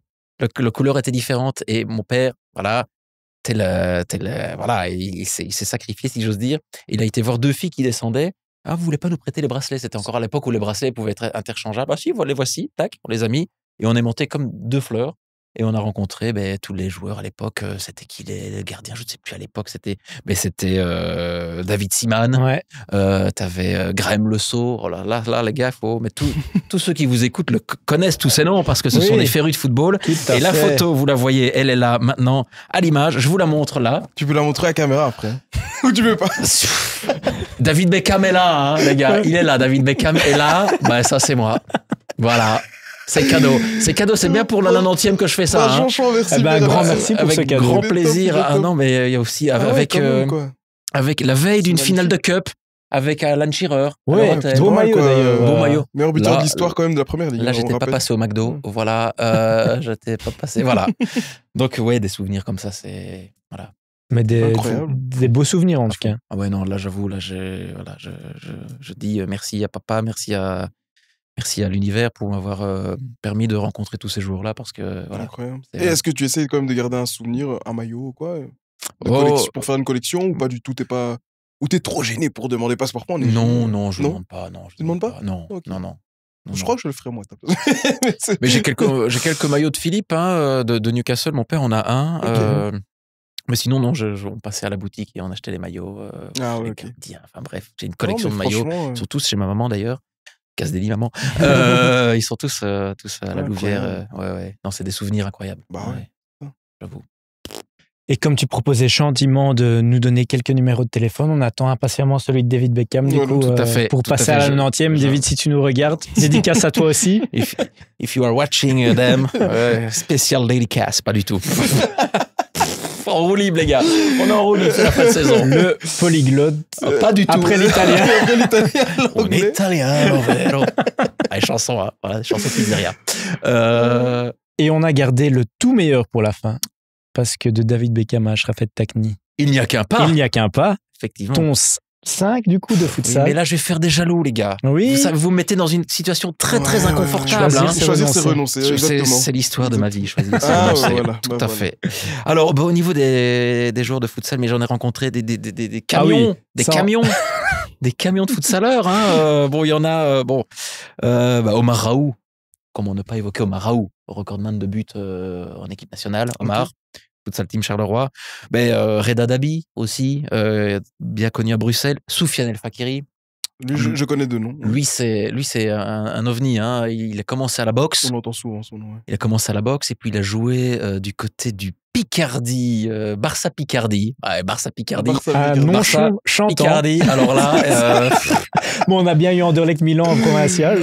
Mais Barça Picardie, là, pas de palette de décompression, les gars. Là, hein, c'est quoi? Pourquoi Picardie? C'est la rue Picardie à Non, je sais pas pourquoi Picardie. C'est un club belge? C'est un club de futsal, hein, entraîné à l'époque par Mohamed Mezgout. Ah là, c'est mes premiers pas, mes premiers émois avec les joueurs de futsal. Et Soufiane, à la base, il est boxeur et il jouait, je pense, dans cette équipe et il a gravi les échelons. Il est arrivé il est en équipe nationale, tout simplement. Et il jouait à Futsal Antwerp, il jouait à Barça Picardie, à la rue des... Je sais plus où c'est la rue ici, pas loin. Enfin bref, dans une salle, tu te dis, waouh, ok, mais c'est mes premiers pas aussi en futsal. Okay. Les frères Reski, Mohamed, Esmail Reski, Jamal Reski, Abdessamad Mohamed, qui est venu jouer en Belgique, qui est international français. Les adeptes du futsal savent qui il est. Abdessamad Mohamed, c'est une machine. Okay. T'as Mustapha Aram, qui est maintenant l'entraîneur, si je ne dis pas de bêtises, de Vilvoorde. On a oublié de parler de Vilvoorde dans la division 2. Voilà, il y a Vilvoorde qui joue aussi. Il y a Liliou aussi, qui a joué en équipe nationale. Karim Chaibaï, Ahmed Sabapti, Karim Bachar. Ah ouais. Je vous dis, vous avez 2 heures. Hein, on est parti. Hein, ouais. Plus, Nan Larchi, que j'ai revu ici, mais t'as des joueurs comme Achraf Hakimi, Walid Touil, qui joue au Sporting Bruxelles avec Achraf Hakimi. Tu as Vous avez qui d'autre, les gars? Yacine El Achouchi, qui joue aussi au Sporting Bruxelles. T'en as plein d'autres. T'as Granit Berisha. T'as les gardiens. T'as Mohamed Belil, qui joue à Fener Kuckelberg. T'as Bilal Njeka aussi, qui a fait les belles heures de Scarbeck. Avec, il y en a un camion. Au moins, tu t'auras pas fait de jaloux. Ça, Si. Si, quand même. Recevoir un message. Et moi, tu m'as pas mentionné. Voilà. Comme l'autre, t'es où? Bah là, c'est moi. Voilà, t'es où? Adrien Etienne, qui est le gardien de Benfica Odergame. Enfin, oui, mais je les salue tous, les gars. Vous êtes là toujours. Mais je pense que toute personne qui a déjà vu un épisode de futsal sait désormais que même si tu les as pas mentionnés aujourd'hui, Voilà. ils sont là, ils sont tout le temps, mais voilà. Ce lien que tu crées avec les joueurs de futsal. Et on est sur les réseaux, les gars. On est sur les réseaux, toujours. Hein. Tout à fait. Mais écoute, Pierre-Alexis, c'était un tout grand plaisir de te recevoir dans la 90e. Je n'ai pas vu le temps passer. Merci encore à vous pour cette invitation. J'ai été honoré, franchement, de cette invitation et de répondre à vos questions et de l'invitation. Je me suis déjà répété, non? Oui, certes, mais... Combien ça fait de quoi? 1h20 qu'on parle. 1h20, c'est pas mal. C'est pas mal. Et c'est ce qu'on avait timé. Hein. Oui. Tu pensais pas qu'on le ferait, ben non. Nous, on le savait. On savait que tu nous intéresserais longtemps. Oh là là, les gars. Parce que je pense que même si on retire tous les noms que tu as pu sortir en futsal, on est quand même toujours à 1h15. Franchement, je pense qu'il y en a d'autres. Les gars, il y en a plein d'autres. Mais c'est... Merci pour l'invitation. Merci beaucoup, les gars. Mais un grand merci à toi et merci pour tout ce que tu fais pour le futsal et pour ton émission qu'on regarde vraiment toujours avec grand plaisir. Et je sais qu'on n'est pas les seuls. Donc, Merci à vous. Merci aux téléspectateurs qui nous regardent, qui nous écoutent. Merci pour le soutien. Merci pour la force que vous nous donnez parce que j'ai l'impression qu'on se répète, mais non, en fait, chaque semaine, il y a toujours quelque chose à dire par rapport au futsal. Et il y aura toujours quelque chose à dire. Je ne sais pas si quelqu'un reprendra le flambeau. Ne vous inquiétez pas, on va continuer. J'espère qu'on va continuer, BX1. On va continuer, débloquer les budgets, les gars. Mais voilà, ça fait 8 saisons.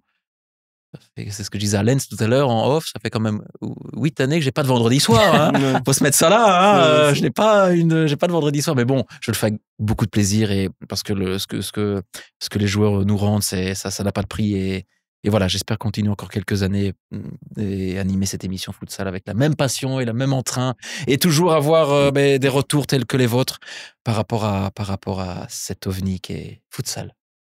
Mais on espère aussi que futsal va continuer. Nous, on va continuer. Merci à tous de continuer à nous suivre et on se retrouve très bientôt pour un nouvel épisode de la 90e. Ciao, ciao. Salut les amis. Bonne continuation à vous, surtout. Que ça continue. Merci. Merci.